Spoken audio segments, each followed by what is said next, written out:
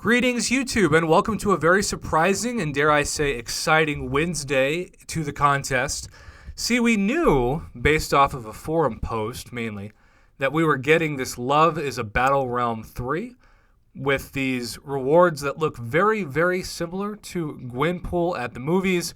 Now, I have not clicked into this. I wanted to wait until I had my live reaction because there have been people who have really speculated whether or not this is going to be like Gwenpool at the movies. If you missed that event in August, basically it was the easiest, most fantastic way to earn really great rewards for free. It was what some people paranoidly and maybe a little bit conspiracy theory-wise thought was compensation for the crazy overheating issues and lag we saw in the summer. And so for those people who are thinking that Kabam is silently nerfing so many of your favorite characters and masteries, which may or may not be true, maybe this is compensation for what's about to happen to them. I don't know.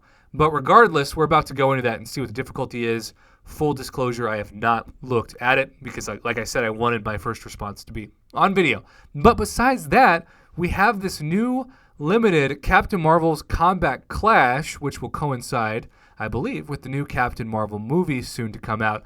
And so with these, the rewards for Epic have returned to the best rewards we've seen from this kind of champion clash where you get a fully formed Tier 2 Alpha. The big one, which I think makes most people excited, is the 11,250 Tier 5 Basic, although that reward has slightly come down since it now is going to be included in the Glory store for purchase after Alliance Quest using your Glory for free. But getting a 5-star Basic, and then one of my favorite things about this, and yes, they become a lot more common since these events were first introduced, I love the 20 generic 5-star 6 stones. I'm going to put every one of those into Stark Spidey as I try to get my prestige higher and higher with all my rank 5, 65 5-stars.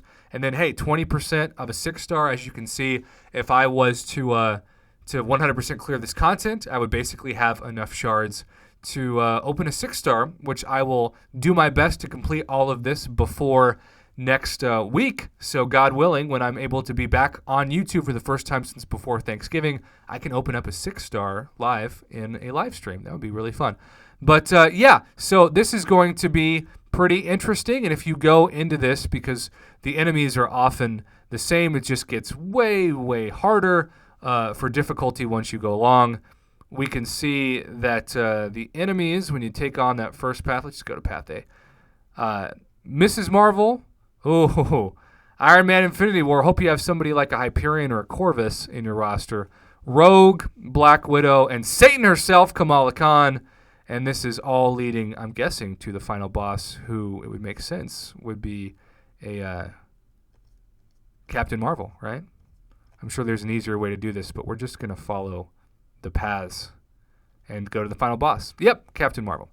Okay, so Ironman Infinity War, I'm guessing, even though the nodes I'm sure will be BS regardless, especially in the last chapter. Ironman Infinity War is going to be where a lot of people use their potions and revives. Remember to bait the heavy with a heavy.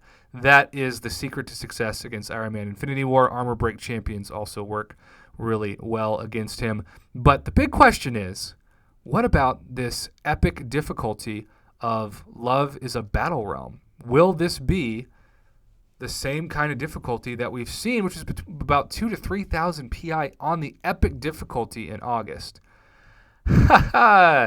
No. You might recall that I did say in my prediction video for this that I thought they would return to the epic PI difficulty of what we've seen in the monthly event quest, which is generally between 14,000 and 25,000 PI.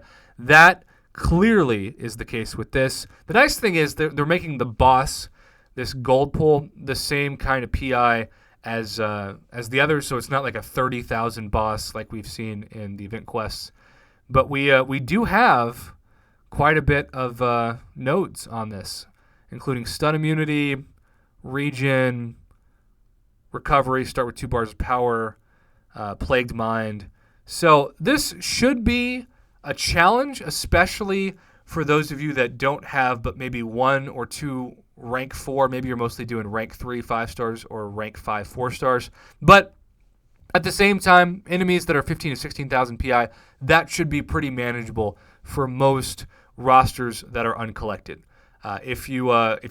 Some people are so good at this game that they're uncollected, and they don't even have a rank 5 4-star. They won it with all 440s. And so if you're that good, I'm guessing that these are the similar kind of enemies that you're going to be facing on Act 5, Chapter 2. So the exciting thing, right, is that there's only 2 paths to each one of these. And so you will use, as was said in the forum post, about 100 energy. So maybe you'll have just about 1 full energy refill worth of energy, and then a second energy refill will get you through. As you know, there's 70 energy if you're level 60 per full energy refill. So I'm looking forward to this. I think it's interesting.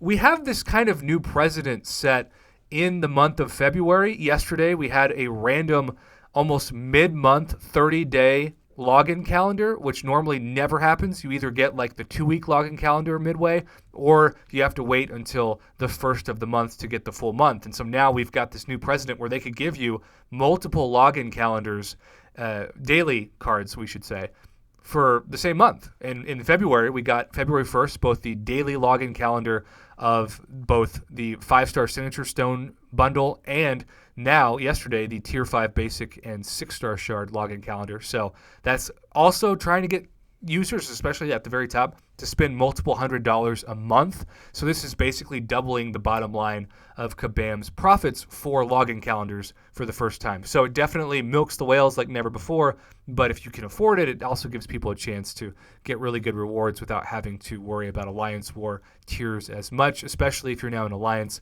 You really want to focus more on Alliance Quest and Alliance War with those awesome Alliance Quest buffs, as well as buffs to the Glory Store. So are you excited about Love is Battle Realm 3? Or Captain Marvel's Combat Clash? I'm personally very excited. I think it's going to be pretty tough, especially the last couple of chapters. I imagine there'll be some BS nodes, and I'll take a couple hits to the face. But, you know, that's what revives are for. And that's also why I continue to tell you, if you are watching this and you are low on revives and potions, hoard the 4-hour crystals like never before. I'll claim my daily crystal in this video too. But hoard the 4-hour crystals like never before. As you can see, I have hoarded just from the last several months, when we scroll down, 1,579 uncollected free crystals. Not only in anticipation of events like the ones we saw in the contest today, but also in anticipation for finally doing Labyrinth of Legends once I rank to my 6-star Domino, which should be happening in the next few weeks. Very excited to make that video and test her out. So thanks for watching, YouTube. I look forward to seeing your responses about these 2 new event quests. If you have any tips for anybody, you know, feel free to send them my way. I benefit obviously from that because I haven't done the quest yet, but also I can make a follow-up video on tips once I've done the challenge and give summoners who maybe are going to wait a couple days to jump in an idea of what to expect. So as always, have a great Wednesday and good luck with new content.